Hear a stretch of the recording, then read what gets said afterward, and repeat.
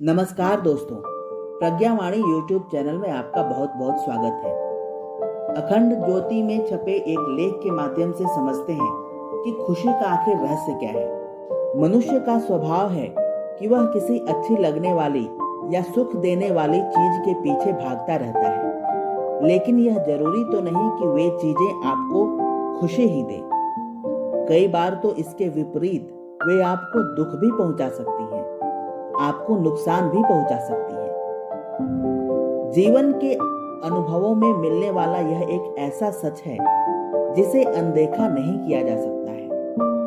इन अनुभवों से गुजरने पर भी ऐसा नहीं कि खुश रहने की कोशिश छोड़ दी जाए। यह इच्छा तो रहती ही है, खुश तो रहना है हमें, पर हरदम ऐसा संभव नहीं है।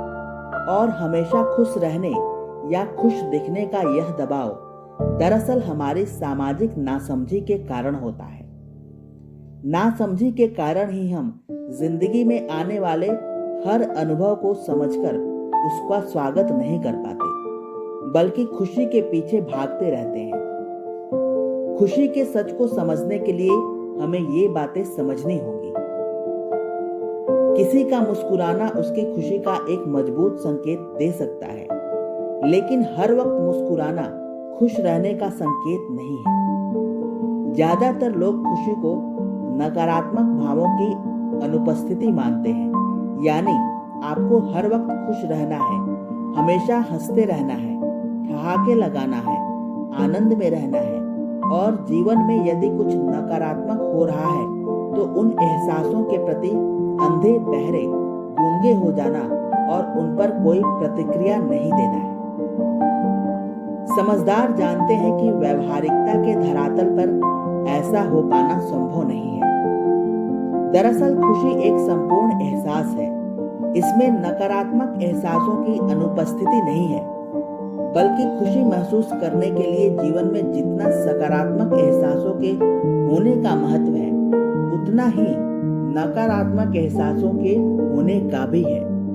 जरूरत है तो मात्र इन दोनों अनुभूतियों के बीच बेहतर प्रबंधन की, जिसकी कला आ जाने पर जो अनुभूति होगी उसे खुशी कहा जा सकता है।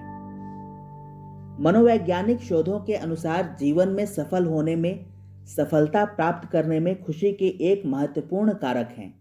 लेकिन आज व्यक्ति सफलता को लेकर काफी दबाव में रहता है, क्योंकि औरों से आगे निकलने की होड़ और अधिक कमाई के लिए जुटे रहना आज इसी को सफलता का मापदंड बना दिया गया है। प्रसिद्धि से इसे जोड़ दिया गया है। पर प्रश्न यह है कि क्या इससे खुशी मिलती है? शायद नहीं। हाँ, जीतने का अहंकार जरूर होता है। अपने प्रयासों के कारण जीत का एहसास स्वाभाविक है, लेकिन जल्द ही हम पहले की तरह जमीन पर होते हैं। सबके साथ उनकी तरह ही सामान्य होती है, जबकि हारने वाले जीतने वाले से कम खुश होते हैं। ऐसा नहीं है। कई बार हार भी खुशी का कारण बनती है, क्योंकि वो आपको एक नई समझ, नई दिशा, नया सबक देती है। जीत की खुशी क्षणिक हो सकती है, लेकिन समझ की खुशी लंबे समय तक रहती है। उसका प्रभाव लंबे समय तक बना रहता है। इसी प्रकार जरूरत की आवश्यकताएं पूरी हो जाएं, तो उसके बाद अधिक पैसा या शोहरत आपको खुशी देगा, यह भी जरूरी नहीं।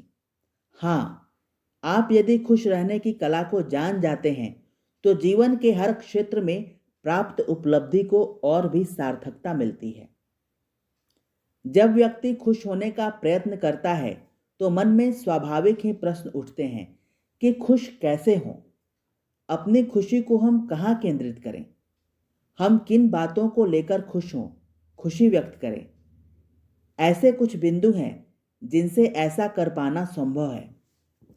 सबसे पहले यह कि आप अपना ख्याल रखें। तन मन की सेहत का ध्यान रखते हुए समय का सदुपयोग करें। शांत मन से वर्तमान पर टिके रहना सीखें। वर्तमान में बने रहने की यह खूबी आपको अधिक क्षमता से भर देगी। काम में मन लगेगा और आप अधिक उत्पादक बन सकेंगे। याद रखें कि हम सभी एक जैसे नहीं हैं।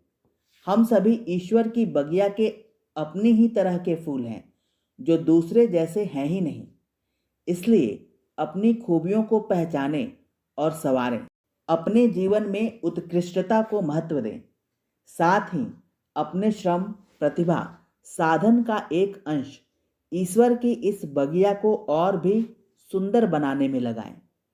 निश्चित ही तब आप खुशी के रहस्य को समझ जाएंगे और उसका आनंद जीवन पर्यंत लेते रहेंगे।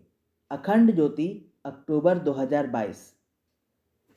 दोस्तों, अगर आपको हमारा ये प्रयास अच्छा लगे तो कृपया हमारे चैनल को सब्सक्राइब जरूर करें और अपने दोस्तों के साथ भी इस वीडियो को शेयर करना न भूलें। धन्यवाद।